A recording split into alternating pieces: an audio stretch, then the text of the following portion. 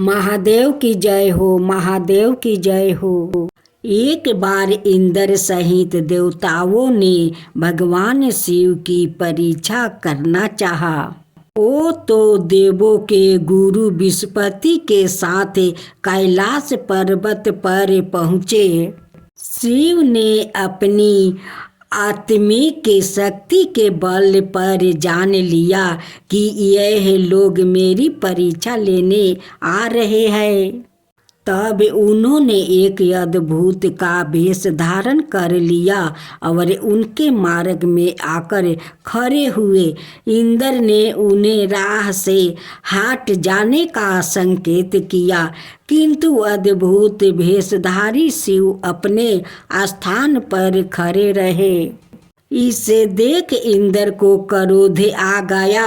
बोले, अरे हट रास्ते से, जानता नहीं है मैं कौन हूँ? हट जा, नहीं तो बर्ज से तेरा टुकड़ा कर दूंगा। धमकी सुनकर अद्भुत वेशधारी शिव को क्रोध आ गया। उन्होंने जोर से एक हुंकार भरी, जिसे सुनकर चारों दिशाओं कांप उठी। गुरु बृहस्पति तुरंत डर गए कि अद्भुत वास्तव में कोई और ना होकर सवाए भगवान शिव है।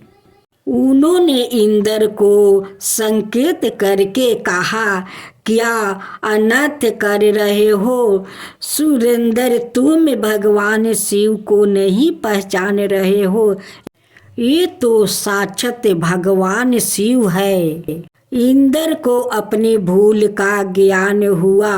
वो तुरंत भगवान शिव के चरणों में गिरकर क्षमा याचना करने लगा। क्षमा करे भगवान, मुझसे पहचानने में भूल हो गई। हाँ प्रभु, इंद्रों को क्षमा कर दीजिए। ये आपको पहचान नहीं पाए। अनजाने में ही इनसे आप शब्द कह दिया। क्षमा कर दीजिए। गुरु बृहस्पति के विनय करने पर शिव ने इंद्र को क्षमा कर दिया। इस घटना के कुछ दिनों बाद एक विलक्षण चमत्कार हुए। समुद्र तट पर गंगा सागर के किनारे एक बालक रेत में पारा रोदन कर रहा था। उसके गले से इतना प्रलयकारी रोदन फूट रहा था कि उसके चारों दिशाओं कांपने लगी। देव दानव दैत्य सब घबरा गए। बाहु भी थम सी गई। घबराए हुए देवता इंद्र सहित पितामह ब्रह्मा के पास पहुँचे और उसने कहा, पितामह, सागर संगम पर एक अद्भुत बालक रेत में पारा रो रहा है। वो इतनी जोर जोर से रोदन कर रहा है कि देवों में भय छा गया है। कृपया चल कर इसे संकट को दूर कीजिए। पितामह ब्रह्मा इंद्रादि देवताओं के साथ सागर संगम पहुँचे। पितामह के पहुँचते ही सागर अपने स्थान से निकला। उसने इंद्र सहित पितामह की वंदना की। ब्रह्मा ने सागर से पूछा, जल में रेत पर पारा यह बालक कौन है? इसके रोदन को सुनकर समस्त संसार सरस्त हो रहा है। सागर ने कहा, मैं नहीं जानता। भगवान एक दिन एक विलक्षण तेज लहरों में आ गया था। उसी से इस बालक की उत्पत्ति हुई है। यह कहकर सागर ने बालक को गोद में उठाया और ब्रह्मा की गोद में दे दिया। ब्रह्मा की गोद में आते ही बालक ने रोना बंद कर दिया और कुछ ही देर में अचानक बालक की बाहें आगे बढ़ी। उसकी दोनों बाहें ने ब्रह्मा का गला पकड़ लिया। यह देखकर अन्याय देवताओं स्तंभित हो उठे। ब्रह्मा ने अपना गला छोड़ाने का प्रयास किया, किंतु बालक के हाथों की पकड़ और मजबूत हो गई। फिर अचानक बालक ने उनका गला छोड़ दिया और मुस्कुराने लगा। ब्रह्मा अपना गला सहलाते हुए बोले, इस बालक का नाम क्या है? सागर। सागर बोला, अभी इसका नामकरण नहीं हुए है पिताम्बर, आप ही इसका कोई नाम रख दीजिए। ब्रह्मा बोले, मैं इसका नाम जलंधर रखता हूँ। आज से यह तुम्हारे ही पुत्र कहा जाएगा। बच्चे का नामकरण करके सागर के हाथों में सौंप कर पिताम्बर सहित सब देवताओं अपने अपने धाम लौट गए। बालक कुछ बड़ा हुए तो पिताम्बर की आज्ञा से आचार्य शुक्र ने उसे शिक्षा देनी आरंभ कर दिया। देखते ही देखते बालक विवेक बन गया। शुक्राचार्य ने उसे दैत्यों का सम्राट बना दिया और कालनेमी नामक एक असुर की बिंदा नामक कन्या से उसका विवाह कर दिया। जलंधर महाबलवान सिद्ध हुए। देखते ही देखते उसने समस्त सागर के द्वीपों पर अपना स्थान स्थापित कर लिया। उसकी पत्नी बिंदा ने हर मामले में उसके साथ सहयोग किया। बिंदा एक सती स्त्री थी। उसे ब्रह्मा का वरदान मिला हुआ था कि जब तक उसका सती व्रता कायम रहेगा, सूर्य असुर देव दानव कोई भी उसका पति का बाल भी पाका नहीं कर पाएगा। एक दिन आचार्य शुक्र जलंधर की राजसभा में पधारे। जलंधर ने आचार्य की चरण वंदना की और उन्होंने ऊंचे स्थान पर बैठाकर पूछा, हे आचार्य, हमारे यहाँ एक राहु नामक वीर है। मैं जानना चाहता हूँ कि उसका सिर क्यों काटा हुआ है। शुक्राचार्य ने कहा, दैत्यराज राहु का सिर भगवान विष्णु ने अपने सुदर्शन चक्र से काट दिया था। जलंधर बोला, मगर क्यों आचार्य? राहु ने ऐसा क्या कसूर कर दिया था? उत्तर में शुक्राचार्य ने उसे सागर मंथन की समस्त कथा सुनाकर कहा, उसका अपराध यह था कि उसने देवताओं की पंचायत में बैठकर धोखे से अमृत पान कर लिया था। जलंधर बोला, तो इसमें क्या अपराध हो गया आचार्य? आखिर अमृत निकाला भी तो दैत्य और देवताओं के सम्मिलित प्रयास से ही था। फिर अकेले देवता ही उस अमृत को पी जाने के अधिकारी कैसे बन गए? आचार्य बोले, इसमें भी विष्णु की छल नीति थी। दैत्यराज समुद्र से निकले समस्त रत्नों देवराज इंद्र ले गए थे। यह सुनकर जलंधर क्रोधित होकर बोला, मैं ऐसा हरगिज नहीं होने दूंगा। मेरे पिता का रत्नों का अधिकारी इंद्र नहीं, मैं स्वयं हूँ। देवताओं को सागर के रत्नों लौटाना ही पड़ेगा। उसके बाद शुक्राचार्य तो वापस अपने स्थान पर चले गए और जलंधर ने घसमर नामक दैत्य को बुलाकर इंद्रपुरी रवाना कर दिया ताकि वह इंद्र को यह संदेश दे आए कि सागर मंथन से प्राप्त सारे रत्नों को उसे सौंप दे। घसमर इंद्रपुरी पहुंचा। उसने इंद्र से कहा, देवराज, मैं दैत्यराज जलंधर का एक संदेश लेकर उपस्थित हूँ। दैत्यराज ने कहा है कि सागर मंथन के दौरान उसके पिता के जो रत्न अपने हथियार लिए थे उन्हें तुरंत लौटा दो। इंद्र ने उस सेवक से कहा, रत्नों कैसे रत्न? दैत्यराज से कहना कि ओ रत्नों तो देवों के परिश्रम के फल है। सेवक बोला, लेकिन परिश्रम तो देव और दानव दोनों ही किया था, फिर रत्नों अकेले देवों के कैसे होगा? सीधी तरह रत्नों को लौटा दो, वरन इसका परिणाम बड़ा भयंकर होगा। यह सुनकर इंद्र क्रोधित होकर बोला, तुम्हारा इतना साहस मेरी पुरी में ही मुझे धमकाते हो?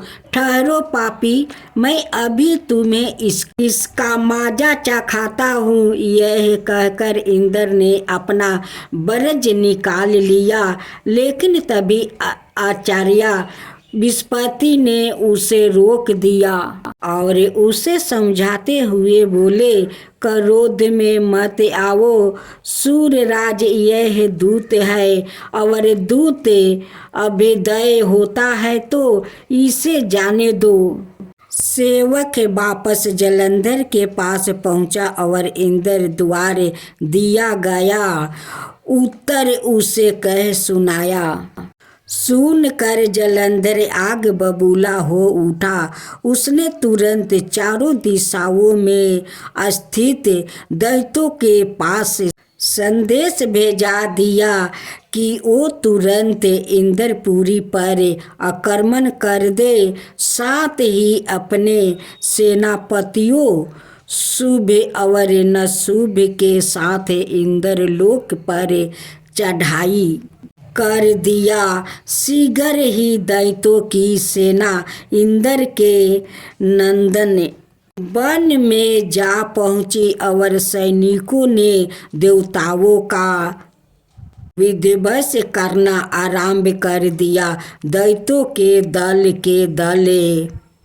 अमरावती को नष्ट भ्रष्ट करने में लाग गए। दोनों परीक्षों के वीरों की लाशों जमीन पर गिरने लगी।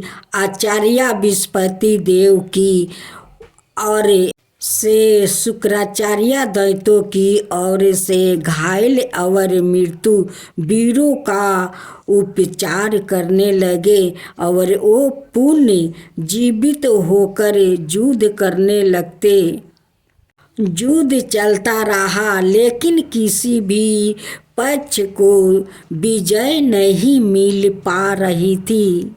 इस पर जलंधर क्रोधित होकर शुक्राचार्य के पास पहुंचकर बोला, गुरुदेव, संजीवनी बीघा तो सिर्फ आप ही जानते हैं, फिर यह देवताओं मर कर जीवित कैसे हो रहे हैं? शुक्राचार्य बोले, दैत्यराज, संजीवनी बूटी का उपयोग करना आचार्य बृहस्पति भी जानते हैं। उन्होंने कई देवता इसी काम पर लगा रहता है कि वो दोरनागिरी से संजीवनी बूटी लाते रहे। यदि किसी तरह देवताओं द्वारा दोरनागिरी से बूटी लाना रोक दिया जाए तो आचार्य बृहस्पति देव को पुनः जीवित ना कर सकेंगे। जलंधर बोला, लेकिन हम इस तरह से तो अपनी सेना का एक बार हिंसा दुर्नागिरी पर्वत की ओर ले जाना पड़ेगा, और यहाँ तो भयंकर गति से युद्ध चल रहा है।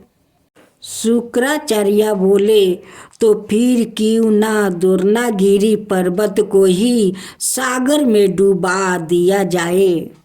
ना रहेगा बांस, ना बजेगी बांसुरी। शुक्राचार्य की बात सुनकर जलंधर अमरावती छोड़कर दुर्नागिरी पर्वत पर जा पहुँचे और अपने मंत्र विरुद्ध बाणों से उसे समुद्र में डुबो दिया। इससे देवताओं को संजीवनी बूटी मिलनी बंद होने लगी। देवताओं में घबराहट फैल गई। इंद्र घबराता हुआ आचार्य बृहस्पति के पास पहुंचा। बोला, हमारे वीर बड़ी संख्या में आता हत्या हो रहे हैं। आचार्य, अब क्या होगा? इस तरह तो समस्त देवताओं का विनाश हो जाएगा। आचार्य बृहस्पति बोले, मेरी सलाह मानो।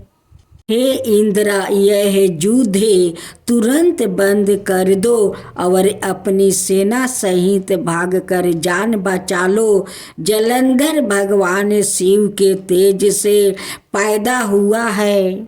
उसमें भगवान शिव का अपार बल है। तुम अपनी जान बचाओ, बाद में कोई ना कोई उपाय जलंधर को मारने का निकल ही आएगा। आचार्य बृहस्पति की सलाह मानकर देवता युद्ध छोड़कर भागे निकले और मेरु पर्वत की कंदराओं में जा छुपे। शुभ नशुभ सहित दैत्यों की सेना ने उनका पीछा किया, किंतु देवता पहाड़ की गुफाओं में पहुंचकर अदृश्य हो गए। थक हार कर दैत्यों की सेना वापस लौट पड़ी। जलंधर ने सारी अमरावती को लूट लिया और सवाए इंद्र के सिंहासन पर बैठ गया। इंद्र मेरु पर्वत की कंदराओं से निकला और अपने साथियों के साथ भगवान विष्णु के पास पहुंचा। उसने भगवान विष्णु से प्रार्थना की, रक्षा कीजिए प्रभु, जलंधर से समस्त अमरावती तबाह कर दिया है। हजारों देवता मरे गए हैं। सवाए मैं भी मुश्किल से जान बचाकर यहाँ तक आया हूँ। विष्णु ने इंद्र को आश्वासन देते हुए कहा, घबराओ मत सूर्यराज, मैं सवाए तुम्हारी सहायता को चलता हूँ। जलंधर अब ज़्यादा दिन तक नहीं बाँच सकेगा। फिर विष्णु अमरावती जा पहुँचे। विष्णु के वहाँ पहुँचते ही देवताओं में नवीन स्फूर्ति का संचारण होने लगा। वो शत्रु सेना पर प्रहार करने लगे। जलंधर बड़े प्रबल वेग से विष्णु के सम्मुख आ डाटा। विष्णु जिस भी अस्त्र शस्त्र का उस पर प्रयोग करते, जलंधर उन्हें तुरंत निष्फल कर देता। आखिर में विष्णु ने हार मान ली। बोला, तुम बाइक वीर हो जलंधर, मेरे इतने अस्त्रों को भी तुमने निष्फल कर दिया है। अब यह युद्ध बंद कर दो। जलंधर बोला, यह युद्ध अब एक ही शर्त पर बंद हो सकता है। देव यदि आप मेरी बहन लक्ष्मी सहित मेरे दुर्पा पर मेरा आदित्य स्वीकार करो। विष्णु ने जलंधर की शर्त स्वीकार कर ली। जलंधर के आदेश पर युद्ध बंद हो गया। भगवान विष्णु लक्ष्मी सहित सागर दूरपों पर पहुँचे। जलंधर अमरावती की सारी संपदा को अपनी राजधानी ले आए और बड़े प्रेम से भगवान विष्णु की आतिथ्य सेवा करने लगा। एक दिन देव श्री नारद उनकी सभा में पधारे। जलंधर ने उसका स्वागत सत्कार किया। नारद जी बोले, दैत्यराज इस समय समस्त ईश्वर तुम्हें उपलब्ध है, किंतु एक चीज की कमी है। जलंधर बोला, कमी किस चीज की है? कमी है देव ऋषि, सब कुछ तो मेरे पास मौजूद है। नारद बोले, एक ऐसी सुंदरी की कमी है जो सुंदर होते हुए भी सबर गुण संपन्न हो। हालांकि तुम्हारी पत्नी बिंदा सवाई भी बहुत सुंदर है, किंतु शिव की पत्नी पार्वती की बात ही कुछ और है। जलंधर बोला, यदि ऐसा है तो देव ऋषि मैं पार्वती को जरूर अपनी पत्नी बनाऊंगा। मैं आज ही अपनी सेना को कैलाश पर चढ़ाई करने का आदेश देता हूँ। मतिमंद जलंधर अपनी सेना लेकर कैलाश पर्वत पर टूट पड़ा। उसकी सेना और शिव गणों में भयंकर युद्ध छिड़ गया। आखिर शिव के गण युद्ध भूमि छोड़कर भाग निकले। विवश होकर भगवान शिव को युद्ध भूमि में जाना पड़ा। अपने स्वामी की उपस्थिति में शिव गणों का उत्साह बढ़ गया। वो तीव्र वेग से दैत्य सेना पर टूट पड़े और उनका संहार करना शुरू कर दिया। शिव जलंधर के सम्मुख आए। अठाढ़े दोनों में विकट युद्ध छिड़ गया। दूसरी ओर भगवान विष्णु अपनी कुछ और ही माया रच रहे थे। जलंधर की पत्नी बिंदा एक महान पतिव्रता नारी थी। विष्णु ने जलंधर का वेश धारण किया और उसके शयनागार में जा पहुँचे। उन्होंने बिंदा का आलिंगन किया, लेकिन बिंदा को यह आभास हो गया कि उसके पति का विषधारी यह व्याकृत उसका पति नहीं है। अंत कर बोली, कौन है तू? विष्णु अपने अस्तिक बीक रूप में प्रकट हुए और हंसते हुए बोले, मुझे बहुत खेद है बिंदा, लेकिन ऐसा करना आवश्यक हो गया था। तेरा पति तेरे ही कारण अजय था। अब उसे मारने में भगवान शिव को कोई परेशानी नहीं होगी। बिंदा रोते हुए बोली, आपने मेरे साथ ऐसा विश्वासघात क्यों किया? प्रभु, मेरे पति ने तो आपके अस्तित्व सत्कार में भी कोई कमी नहीं छोड़ी थी। भगवान विष्णु ने उसे आशीर्वाद देते हुए कहा, तुम वास्तव में ही एक पूज्य नारी हो बिंदा, लेकिन हर आतदाई का एक ना एक दिन अंत होता ही है। तुम्हारे पति के पापों का घारा भर चुका है। उसका अंत समय निकट आ पहुंचा। मैं तुम्हें वरदान देता हूँ कि आज से सारे संसार में तुम पूजी जाओगी, स्त्रियाँ तुम्हारी पूजा किया करेगी। पश्चाताप की अग्नि में जलती हुई बिंदा अग्नि के कुंड में पड़ी और देखते ही देखते भस्म हो गई।